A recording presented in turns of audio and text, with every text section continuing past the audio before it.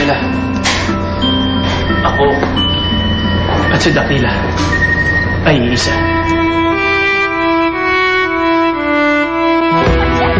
Marla, umusok ang studio, nasusunog ka pa. Kailangan mo nangyari! Huwag ka pumasok mo, Marla!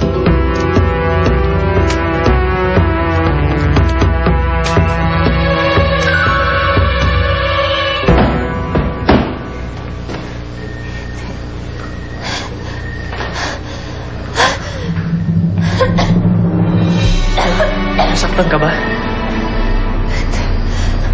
Rosella, ngayon, alam mo ng aking liit. Nagiging tao ako sa tuwing lumulubog ang araw. At bumabalik ako sa pagiging kahoy sa tuwing sumisita dito. Rosella, huwag kang matakot sa akin. Hindi kita sasaktan.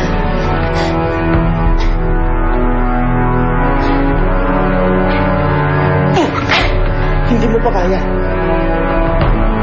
Dito lang kayo! Walang papasok kundi ako lang! Huwag ka Pati pumasok! ako! Pati ikaw!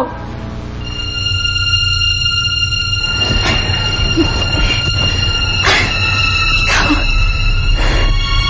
Si Dakila. Isa. Paano nangyari yun? Anong nakita mo? Ano? Alam na niya ang aking lihim. Alam mo niya? Nasaksiyan niya ang aking pagiging tao. Isa na makinig ka. Tumingin ka sa akin! Alam mo nakita. Hindi mo pagsasabi kahit kanina yung nakita mo. Naiintindihan mo ba? Ha? Tumingin ka sa akin! Oo. Siguraduhin yung gagawin mo. Dahil kung hindi, malilintik ang kayong dalawa ng tatay mo sa akin. Umalis ka na. Umalis ka na.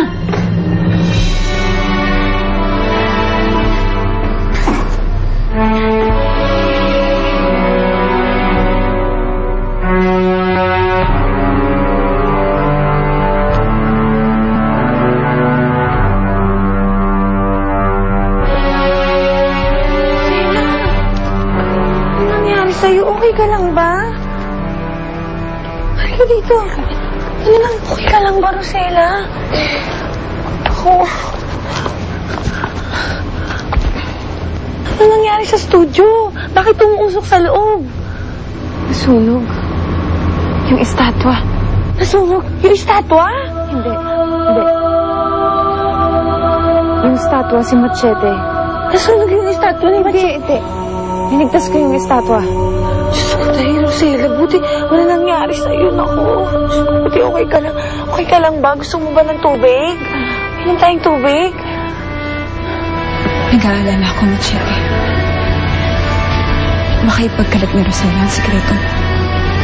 Pero nangako naman siyang ililihim niya to. Ayoko pang hawakan. Dahil wala akong tiwala sa babaeng niya. Baka pwede niyang gamitin yung laban sa'yo. O sa akin. Mabait si Rosella.